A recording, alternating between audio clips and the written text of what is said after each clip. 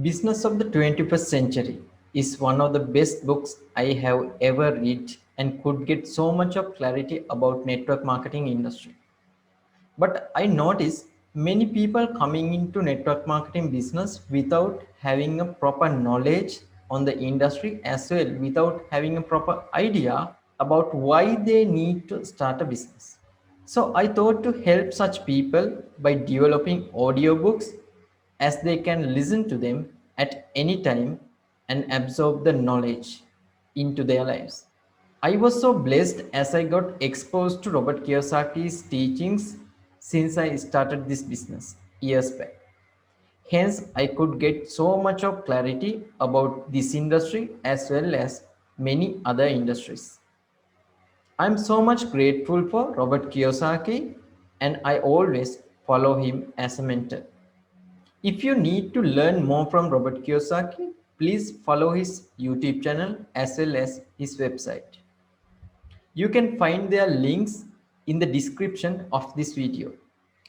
As well, I highly recommend you to purchase a physical book and keep it with you always. Enjoy the Business of the 21st Century audiobook. Part 2. 1 Business, 8 Wealth Building Assets. 8 Reasons Network Marketing Can Secure Your Future. Chapter 7. My years in the business. I need to start here with full disclosure. I've never really been in the business of network marketing. I am not a distributor for or owner of a network marketing company, have no financial interests in any network marketing company, and do not promote any one specific company. But I have been very much in the business for years as a champion and advocate of the network marketing business as a whole, and in this chapter I want to tell you why. I first encountered network marketing in 1975, when a friend invited me to a presentation on a new business opportunity. Since I make it a habit to investigate business and investment opportunities, I agreed to go, although I thought it was a little strange that the business meeting was at a private home rather than in an office. I listened for 3 hours while he talked about the value of building your own business instead of working at a job. I agreed with most of the points he made. At the end of the evening, the friend asked me what I thought about what I'd heard. "It's interesting," I replied, "but it's not for me. I was already thoroughly involved in the process of building a business. Why would I need to build a business with other people? And besides, it was network marketing. I really had no idea what that meant, but I thought I knew what it meant, and I was sure it held no value for me." Soon after my first network marketing meeting, the sports wallet business that I had started with 2 friends boomed. My 2 years of hard work started paying off.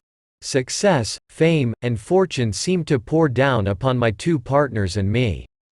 We had pledged we would all be millionaires by the age of 30, and through our hard work and sacrifice, we had reached our goal. And this was the 1970s, when $1 million was actually worth something. Our company and products were written up in such magazines as Surfer, Runner's World, and Gentleman's Quarterly. We were the hot new thing in the sporting goods world, and business poured in from all over the globe. I was an all-out success. I never gave network marketing another thought, at least, not for the next decade. The opening of a mind. Over the years that followed, my mind began to open up. That incredibly successful business failed a few years after it started. It was a humbling experience, and a very positive one, because it caused me to look closer at the world around me and to ask questions. More of what my rich dad had taught me began to sink in, and my perspective grew. It was not long before I had built another successful business, and then another, and unlike that first business, these lasted. I came to realize that while personal success is fulfilling, it's much more fulfilling when you can help many others create their own success as well. During those years, I also became powerfully drawn to the idea of not only becoming rich myself, but also finding ways to help others become rich. I came to realize that while personal success is fulfilling, it's much more fulfilling when you can help many others create their own success as well. For the next 15 years, I kept hearing negative things about network marketing, mostly from people I knew. Eventually, I decided to check it out for myself. In the early 1990s, I ran into a friend named Bill who was a retired multimillionaire. We got talking, and lo and behold, Bill told me that he was involved in building a network marketing business. Bill is a very sharp, very savvy guy. I knew he had just completed commercial real estate projects worth over $1 billion. I asked him why on earth he was involved in network marketing.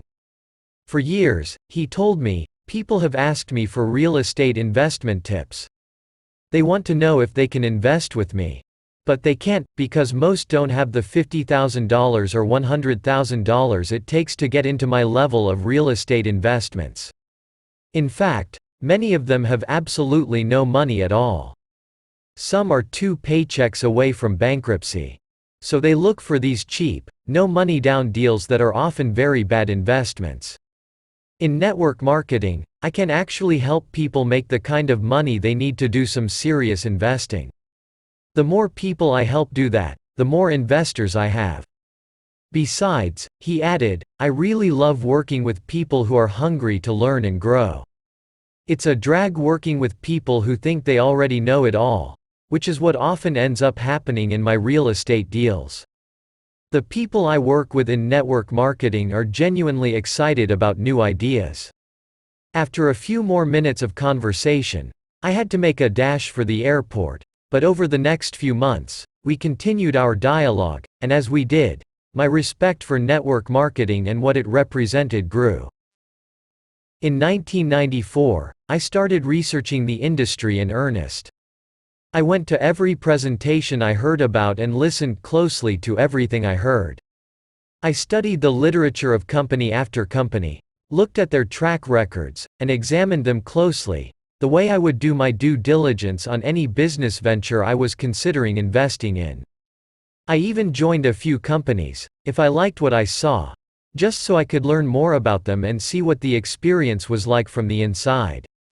Eventually, I began meeting some of these companies' leaders, and I was stunned to find that they were some of the most intelligent, kind, ethical, moral, spiritual, and professional people I had met in all my years of business. Once I got over my own prejudices and met people I respected and related to, I saw that I had found the heart of the industry, and I was amazed at what I had found.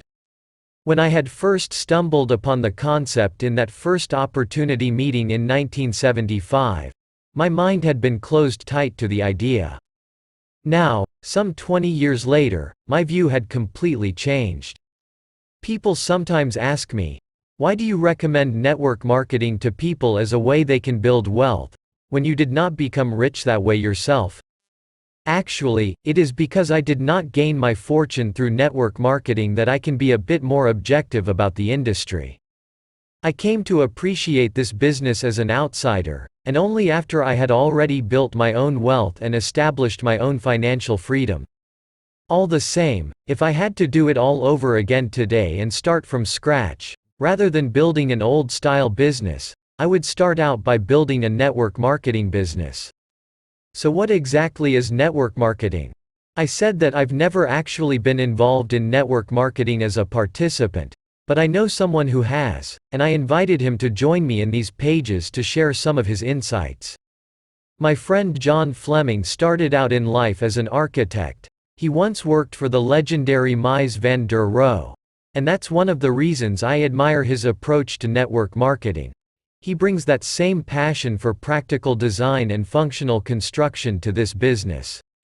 He's a man, in other words, who appreciates the value of building structures that last.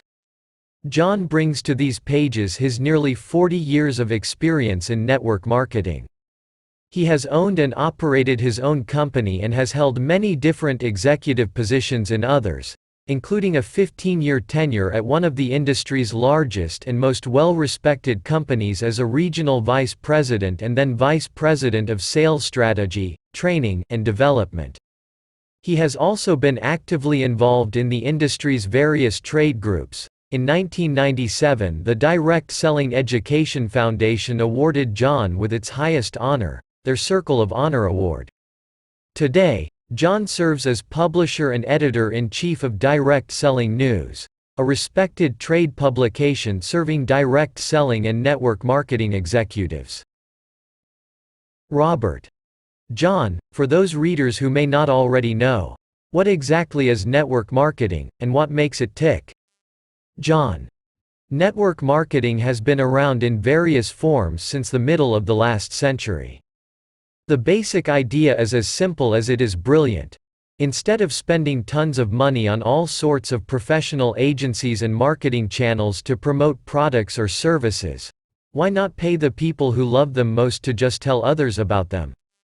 That's exactly what a network marketing company does.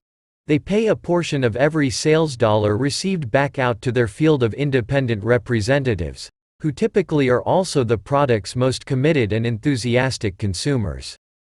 Robert. Let me play devil's advocate for a moment. How can that really work? I mean, can a bunch of ordinary people who are not skilled marketers really compete and generate any serious level of sales? John. Actually, that's the beauty of it. As every marketing professional, Hollywood producer, and corporate giant knows, the single most powerful form of promotion in the world is personal word of mouth. That's why television commercials spend millions to hire actors to talk just like your mom, your spouse, your best friend, or your kids. They are imitating personal word of mouth. In network marketing, we use the real thing.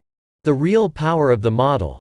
What you talk about, Robert, as leverage, is that as a representative, you aren't paid commissions only on products used by the people you refer to the company, but often on products bought by the people they refer, directly and indirectly. That can really add up.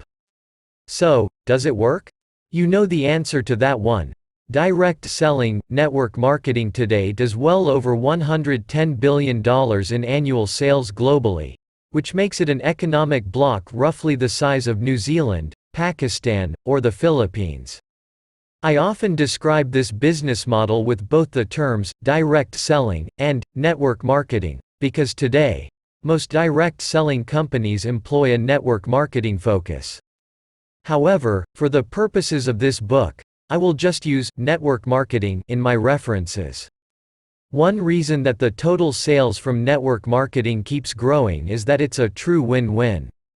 The company gets an amazing level of market penetration and customer awareness that would be very tough and very expensive to get with traditional marketing. And the independent rep has the opportunity to create some very serious cash flow.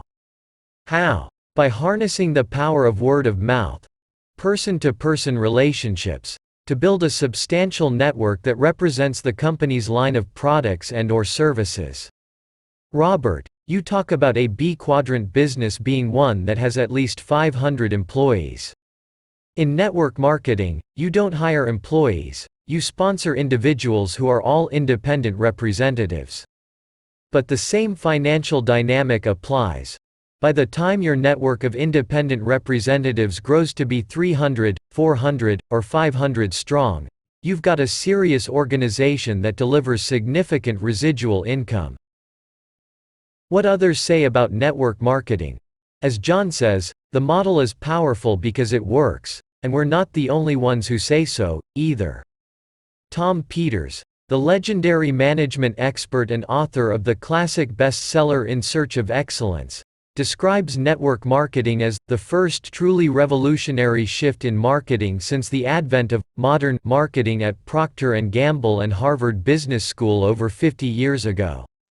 The emerging success of network marketing has been written about in such journals as Forbes, Fortune, Newsweek, Time, U.S. News and World Report, USA Today, The New York Times, and The Wall Street Journal. 15 years ago, you couldn't have gotten a single one of these journals to give this business the time of day. Now, look at what a recent issue of Fortune said about network marketing. Today, network marketing is recognized by many experts and accomplished businesspeople as one of the fastest growing business models in the world. An investor's dream. The best kept secret of the business world. An industry with steady annual growth, healthy cash flows, high return on invested capital, and long-term prospects for global expansion.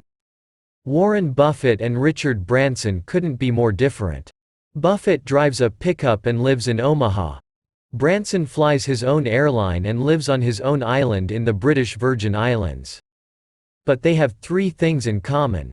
They are both billionaires. They are both extremely practical men. And they have both owned network marketing companies. Does that tell you something? Citigroup, Jockey, L'Oreal, Mars, Remington, and Unilever.